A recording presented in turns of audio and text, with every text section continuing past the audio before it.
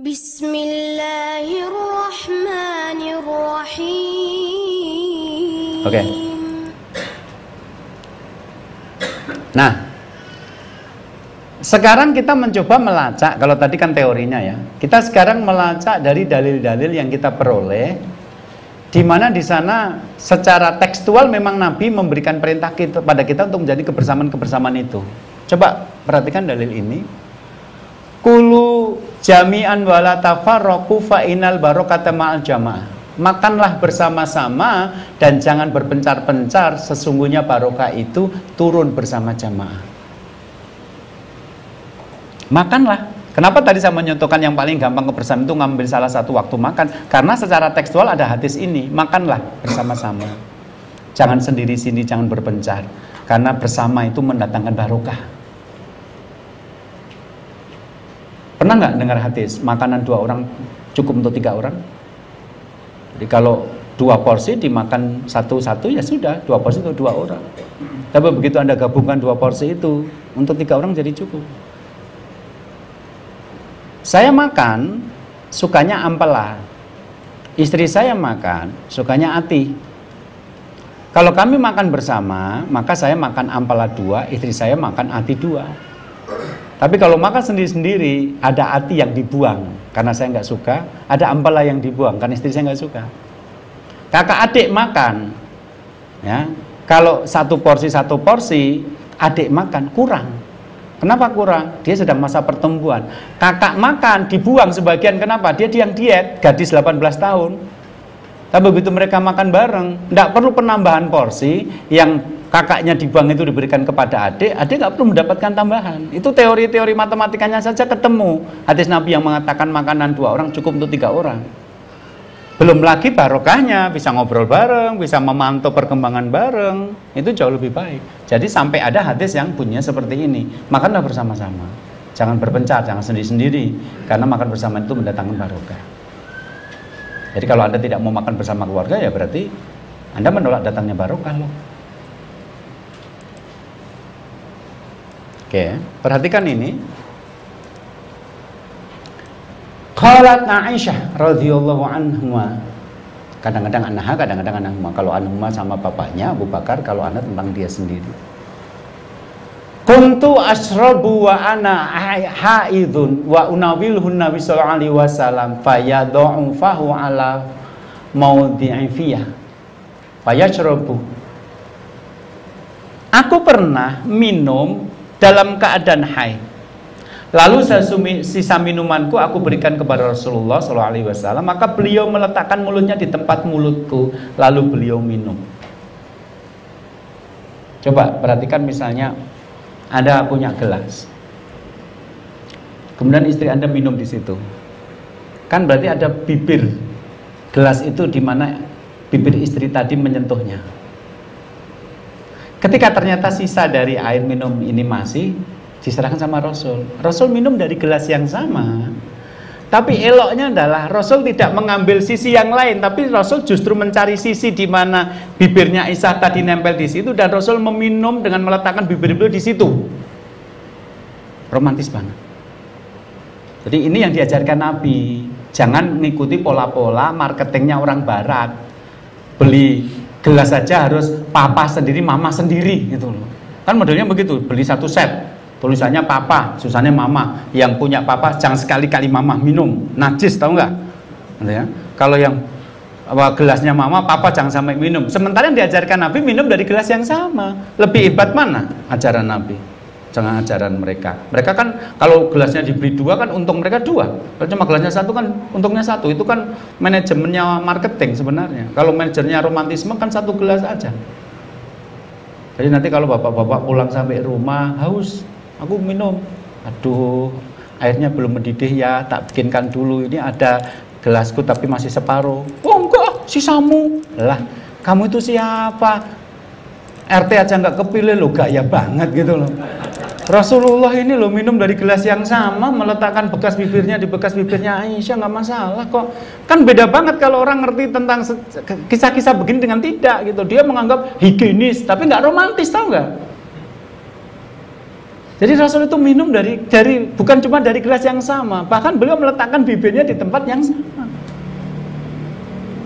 Meskipun juga saya pernah diceritain ada orang aneh ya, mentang-mentang jajan di warung, terus kalau ada pegangan kan minumnya begini, dan dia percaya ini pernah dipakai orang lain. Akhirnya dia kalau minum dibeginikan gitu. Kenapa? Inilah tempat yang paling jarang dipakai buat orang minum. Tapi kan kalau di foto kan aneh banget, minum bukan begini tapi begini gitu loh. Karena dia merasa kalau begini ini adalah bekas diminum orang lain. Kalau gitu di rumah aja minum sendiri, jangan jajan di warung.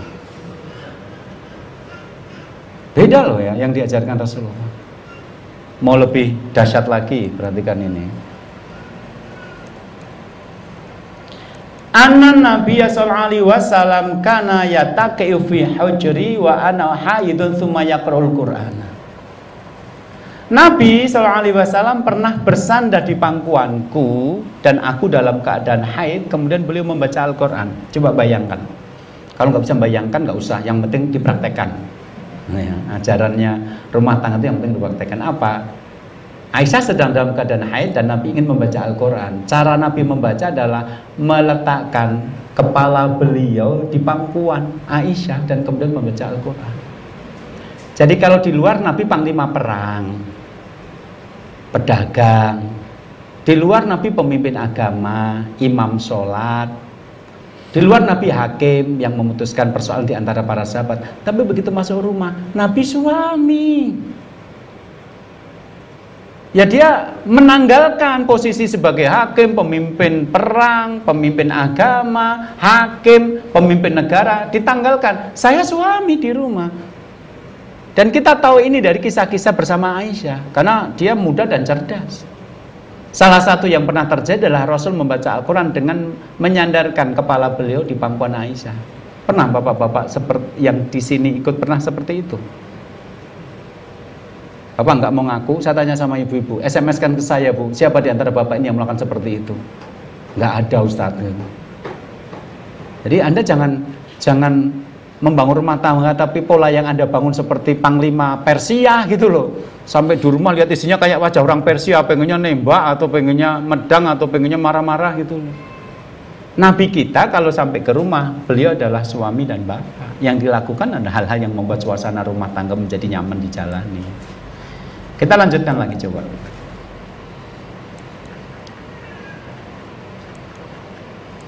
Rawat as-sayyidatu Aisyatu radhiyallahu anha anna Rasulullah sallallahu alaihi wasallam qabbalaha wa huwa shaimun wa qala innal qiblata la tanqudul wudu'a wa la tuftiru shaima wa qala ya Humaira inna fi dinina rasa.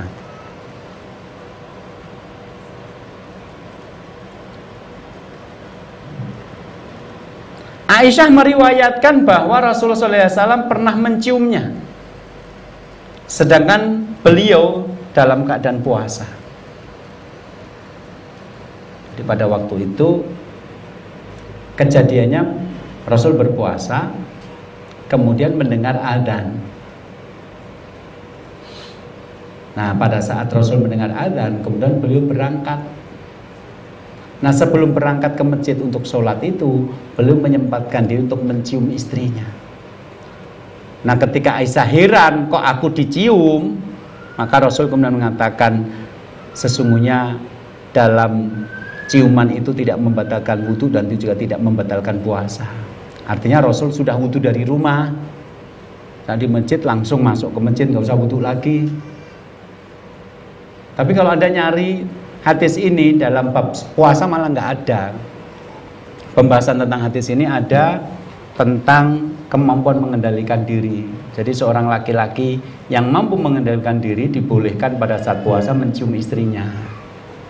Tapi di kening atau di pipi ya, jangan di mulut, bahaya gitu loh. Selain bau mulutnya orang puasa juga nggak enak, juga ini bisa ke lanjut yang disensor nanti akhirnya gitu. Nah, sudah nyium-nyium, Anda langsung berangkat. Kalau nyium terus meluk, terus bajunya dilepas, apalagi nggak boleh. Berarti Anda kategorinya tidak kuat menahan hasrat gitu loh. Ini pembahasan tentang Rasul itu sangat mampu menahan nafsu, sehingga beliau sebatas nyium-nyium saja. Tapi ya seperti ini yang dilakukan Rasulullah. Berikutnya, menarik. Anas bin Malik berkata, ana jaron li Rasulillah sallallahu alaihi wasallam farisian kana thayyibul maraq fasana'a li Rasulillah sallallahu alaihi wasallam thumma ja'a yad'uhu faqal wa hadhihi li Aisyah faqala la faqala Rasul sallallahu alaihi wasallam la. Jadi Rasulullah sallallahu alaihi wasallam itu pernah memiliki tetangga seorang Persia, orang dari Persia yang pinter membuat kuah. Jadi jangan sepelekan loh ya kuah. Kenapa ada soto berjejer-jejer yang satu laku yang lain tidak? Sementara sama isinya, daging sapi atau jeroan, kecambah, sama kok isinya. Yang membedakan kuahnya. Yang di sini tuh kuahnya lebih seger daripada yang sana, maka namanya soto seger, E-nya saja 3, seger gitu. Nganggo U barang, suweger itu Jawa Timur aslinya gitu. Rawon satu, rawon yang lain gulai satu dengan yang lain. Dagingnya bisa sama-sama daging sapi sama-sama empuk. Tapi kenapa yang satu rawon yang satu tidak? Kuahnya.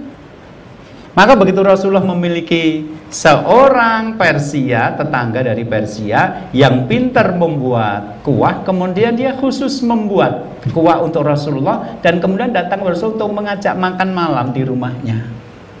Ya Rasulullah, makan malam di rumah saya. Pada waktu itu Rasul sedang di rumah Aisyah dan Rasul menunjuk Aisyah, istriku, kamu andang juga? Enggak Rasul, kalau begitu tidak usah. Datang lagi yang kedua kali, ayo makan di rumah saya Rasulullah. Ini istriku ini kamu undang juga? Tidak Rasul, kalau begitu nggak usah. Sampai ketiga kalinya Rasul kemudian mengatakan, apakah istriku ini kamu undang juga? Ya boleh. Hanya Rasulullah mengajak Aisyah untuk mendatangi undangan makan malam itu. Riwayat ini menunjukkan bahwa kita boleh mengundang tetangga untuk makan malam di rumah kita, sebagaimana kita juga boleh memenuhi undangan makan malam tetangga kita. Menunjukkan juga bahwa tidak semua undangan harus ditaati, harus dipenuhi. Kalau undangan itu dipenuhi tapi malah menimbulkan masalah baru, sebaiknya tidak. Jadi Rasul nggak nyaman kalau memenuhi undangan makan tapi istrinya nggak ikut di rumah. Jadi jangan bapak-bapak diundang makan terus kemudian ngomong sama istrinya, aku berangkat dulu makan. Lah aku diajak nggak ya? Enggak lah, undangannya buat aku aja, kamu enggak. Terus gimana? Ya sudah, terima nasib aja. Jahat banget ya suami kayak gini nih gitu loh. Nanti kalau pulang dari undangan, oh enak banget loh, kamu pasti nggak bisa masak seenak itu, apalagi tambah nggak karu-karuan gitu. Jadi Rasul itu kalau nanti menimbulkan masalah, nggak usah deh. Tapi begitu istriku juga kamu undang, ya boleh. Akhirnya ya udah aja istrinya memenuhi undangan. Jadi kalau memenuhi undangan itu membuat kita kacau rumah tangga kita, nggak usah. Misalnya undangan reuni, nggak usah ya. Kenapa? Mantan ikut hadir masalahnya. Nah rumah tangga yang biasa-biasa saja nggak ada masalah, itu gara-gara Anda datang ke reuni kemudian ada mantan, itu bisa jadi masalah. Saya menemui rumah tangga yang nggak ada masalah, tapi begitu bertemu dengan mantan menjadi ada masalah. Apalagi yang dari rumah sudah bermasalah. Maka rekomendasinya untuk mereka yang datang ke reuni adalah yang sudah mendengar kabar mantannya meninggal dunia, itu baru boleh reuni gitu loh. Kenapa? Karena di sana nggak ada yang menggoda dia. Lah mantannya banyak, yang mantu cuma satu, ya tetap nggak boleh datang kalau gitu. Kenapa? Mendatang itu kadang-kadang menimbulkan masalah. Tapi kalau Anda yakin nggak ada masalah, sih nggak ada masalah. Tapi yang menarik dari kajian ini adalah berarti sekali-kali boleh dong makan di luar rumah. Coba bapak-bapak ngomong sama ibu, sudahlah, kamu hari ini nggak usah masak, kita makan di luar saja. Itu kabar bahagia bagi perempuan. Sekali-kali, jangan setiap hari. Jelas kalau setiap hari pemborosan. Maka kalau Anda pengen menyenangkan istri, sekali-kali ngomong sama istri, sudahlah kamu nggak usah masak, kita nanti makan keluar. Percayalah Pak, makan bakso saja istri saja pakai lipstik gitu loh. Begitu masak bakso, bibirnya jadi aneh. Kenapa? Karena kalau dimakan langsung lipstiknya ikut gitu loh. Nah dia pengen tetap cantik tapi baksonya nggak boleh menyentuh bibirnya. Lihatlah bagaimana perempuan memasukkan bakso ke mulut ketika mulutnya ada lipstiknya. Fotolah dia. Itu selfie yang sangat tidak enak dilihat itu. Tapi syaratnya kalau bapak mau menyenangkan istri dengan ajakan makan malam ini, satu, jangan mengurangi uang belanja. Nanti lagaknya ngajak jajan, habis itu uang belanjanya berkurang. Lu kok cuma segini? Lo kan kemarin kita makan lah. Kalau istri mending gak usah makan di luar, karena di tangan istri uang segitu bisa untuk 1 bulan. هديت قلبي شكرا